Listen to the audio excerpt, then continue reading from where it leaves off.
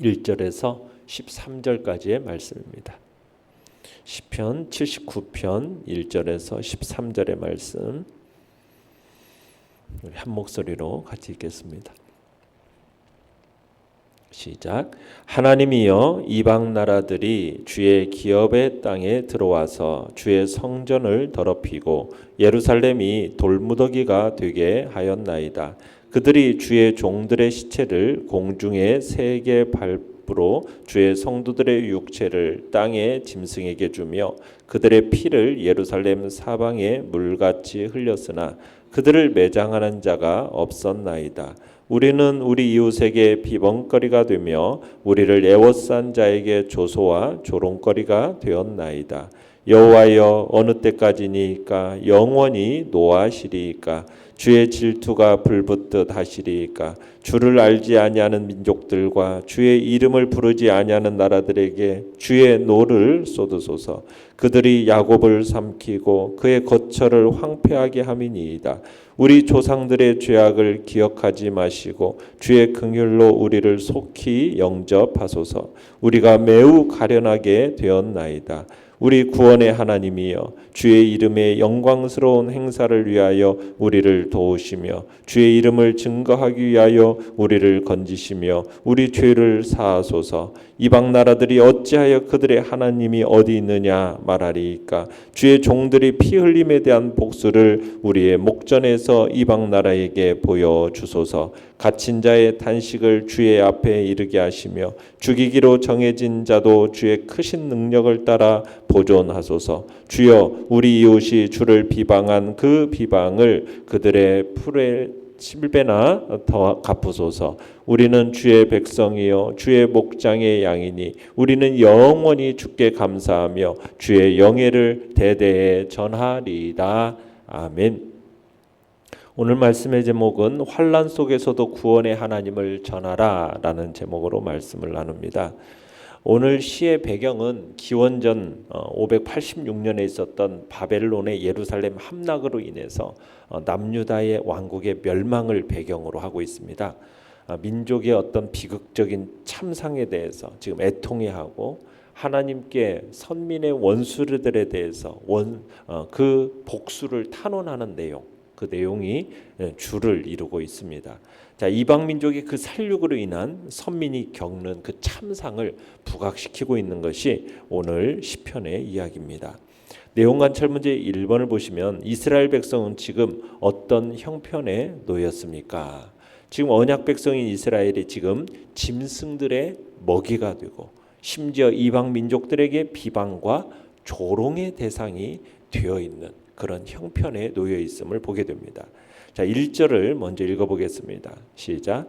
하나님이여, 이방 나라들이 주의 기업의 땅에 들어와서 주의 성전을 더럽히고 예루살렘이 돌무더기가 되게 하였나이다. 지금 바벨론에 의해서 예루살렘이 함락되고 성전이 약탈되고 완전히 파괴되어서 지금 예루살렘 멸망 직후의 지금 상황을 얘기하고 있는데요.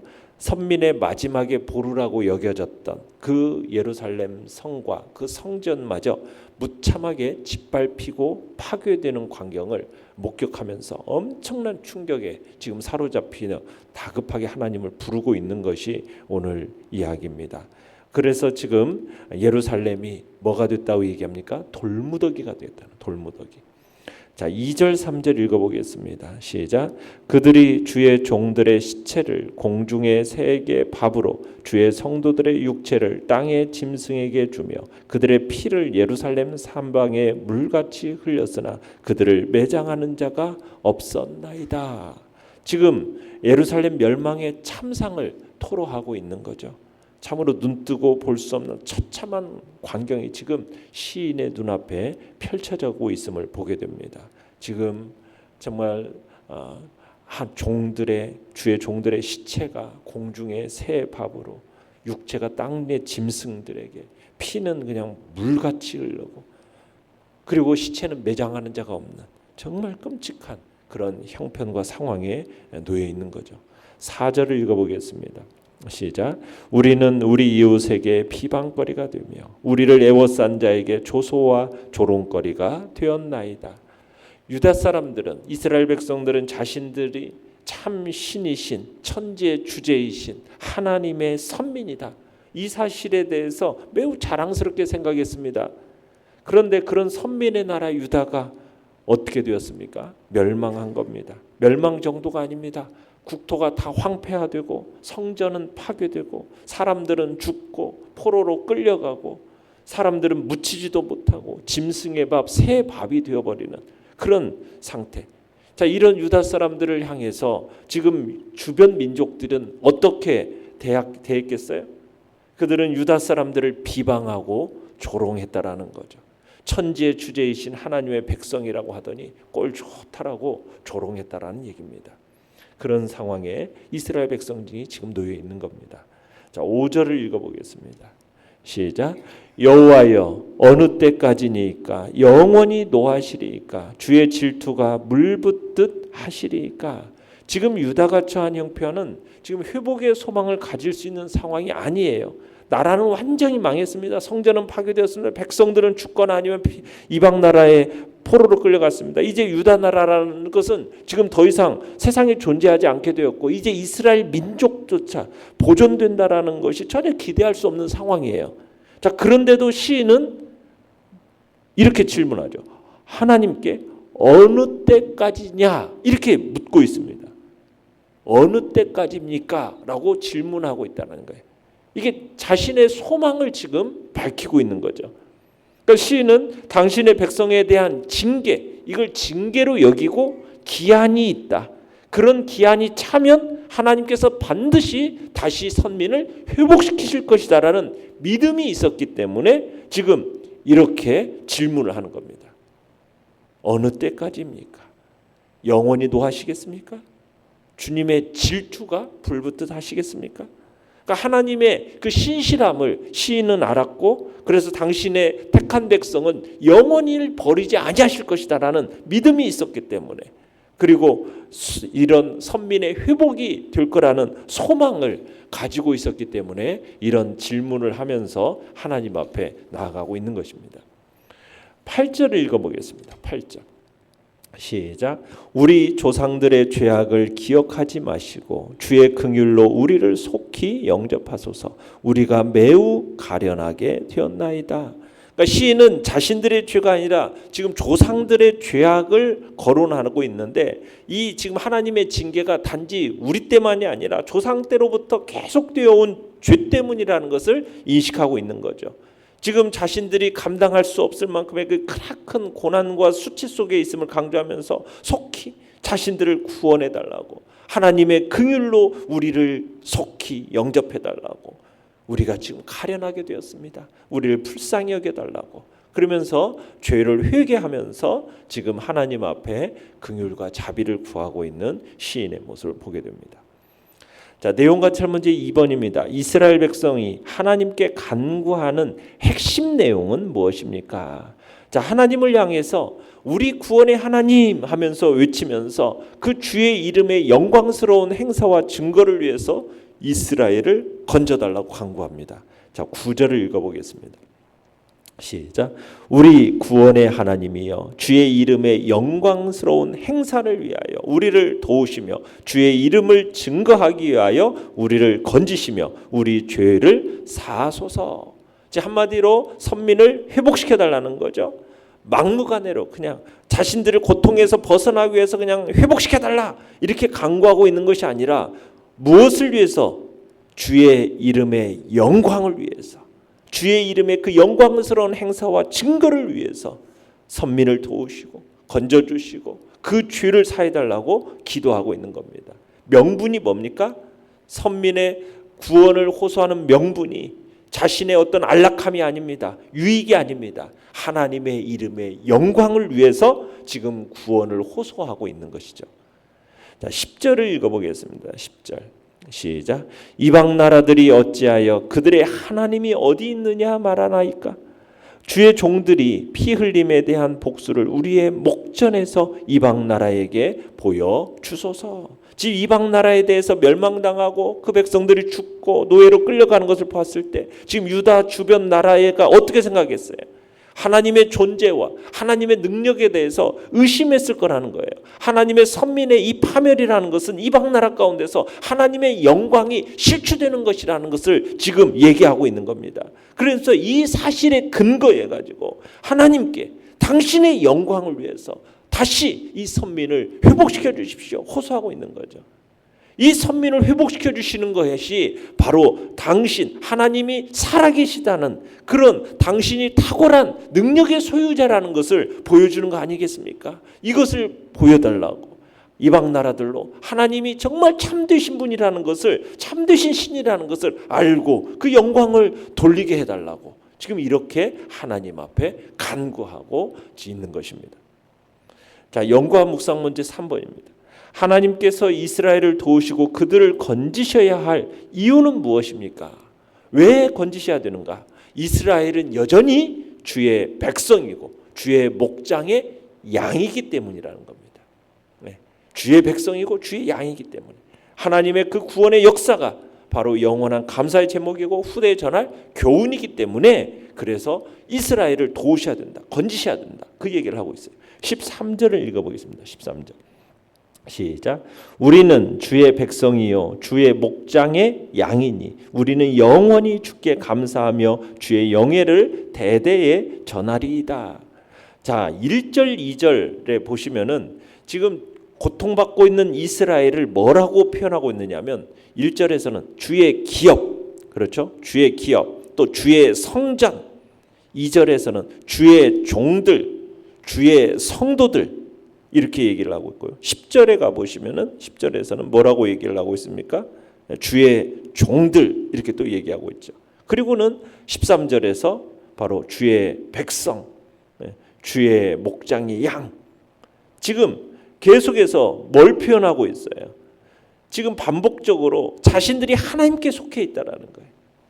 하나님께 속해 있는, 그래서 하나님의 보호와 하나님의 돌봄의 대상이라는 것을 지금 계속해서 반복해서 표명하고 있는 겁니다. 그러니까 이스라엘은 하나님의 소유입니다.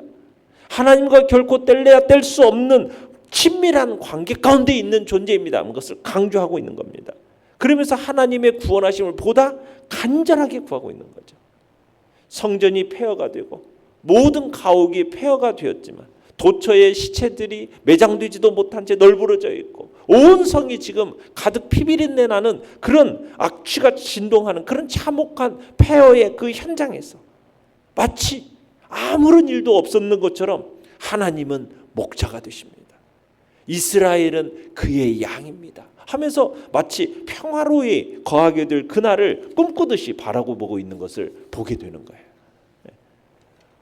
어떻게 보면은 전쟁의 상흔이 생생하게 남아있는 참혹한 그 절망의 현장에서 주님께 감사하면서 주님을 찬양하겠다고 지금 그렇게 고백을 하고 있는 거예요.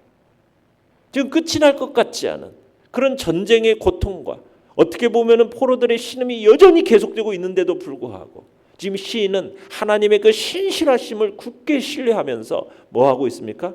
하나님이 목자가 되셔서 우리는 그분의 양이니 하나님이 선하게 능하신 그 목자가 우리를 인도하실 것이다. 안식과 평화의 나라, 그 회복의 날이 다가올 것이다. 그것을 지금 고백하는 거죠. 주의 소유된 백성을 향한 하나님의 진노의 날이 끝날 것이고 오히려 우리를 괴롭혔던 그 대적들은 하나님의 진노로 섬멸될 것이다. 하나님은 우리의 목자가 되시고 우리는 하나님의 양이 되어서 기꺼이 이제는 우리가 하나님을 따르고 하나님을 위해서 헌신하겠습니다라는 그런 그날을 우리들이 그날을 이제 바라보면서 지금 얘기하는 것입니다.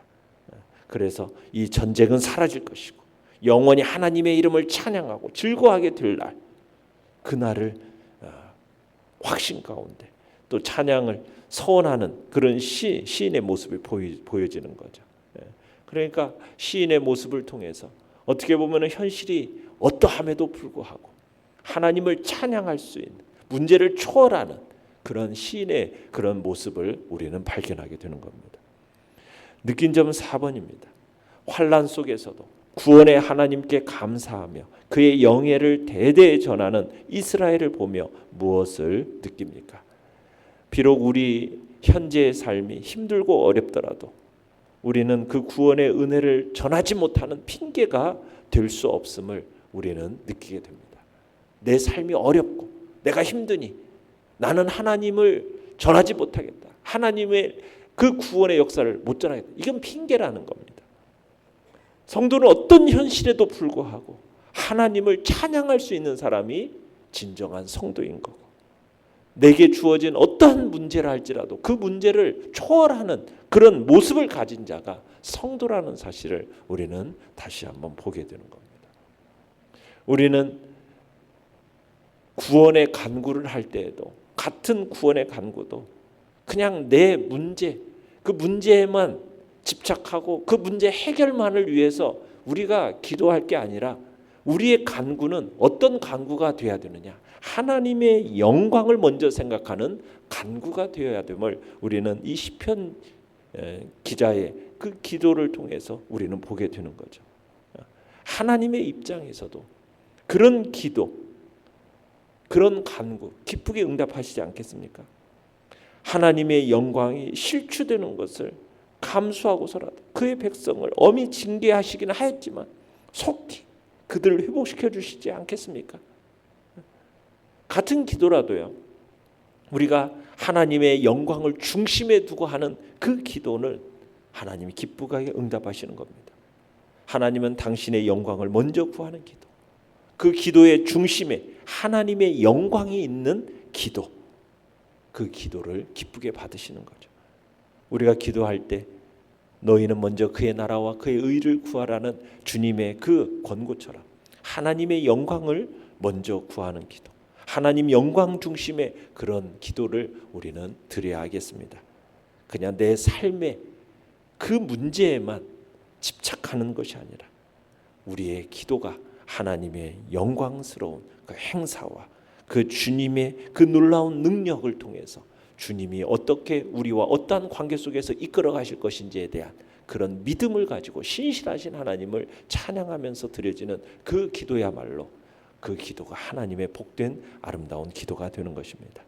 우리의 기도와 우리의 간구는 과연 무엇에 근거하고 있는가? 우리 자신을 돌아보시길 바랍니다. 그저 내가 잘 먹고 그저 내가 잘 누리고 내가 그저 잘 뽐내며 살기 위해 하나님의 축복을 구하고 하나님께 형통을 구하는 그런 기도의 제목이 아니라 온전히 하나님의 이름과 하나님의 영광을 위한 그런 기도가 되도록 해야 될 것입니다. 우리의 정욕대로, 우리의 욕심대로 구하는 기도와 간구가 아니라 하나님의 나라와 하나님의 의를 위한 기도, 그런 기도가 우리 안에서 고백되어지기를 간절히 바랍니다. 결단과 적용 5번입니다. 지금까지 나는 구원의 하나님을 어떻게 증거했습니까? 오늘 내가 하나님을 전할 대상은 누구며 구체적으로 어떻게 하나님을 전하겠습니까? 우리의 구원의 하나님은 단지 그냥 잘 되었을 때만이 아니라 환난 중에도 그런 중에서도 정말 하나님의 선하신 손길이 내 안에 있고 그분은 나의 목자가 되심을 인정하면서 그 신실하신 하나님, 그 구원의 하나님을 우리가 선포하고 또 그 하나님을 전하면서 그 하나님을 증거하는 자리, 환경에 의해서 내가 하나님을 전하지 못하겠다라는 그런 것이 아니라 언제든지 그 하나님을 높일 수 있는 그런 복된 자리 우리 모두가 있기를 간절히 바랍니다. 오늘의 기도 같이 읽겠습니다. 영화로우신 구원의 하나님을 대대에 전하게 하소서. 아멘. 말씀을 생각하며 기도하시고요. 연약한 우리의 지체들을 위해서 기도해 주시기 바랍니다.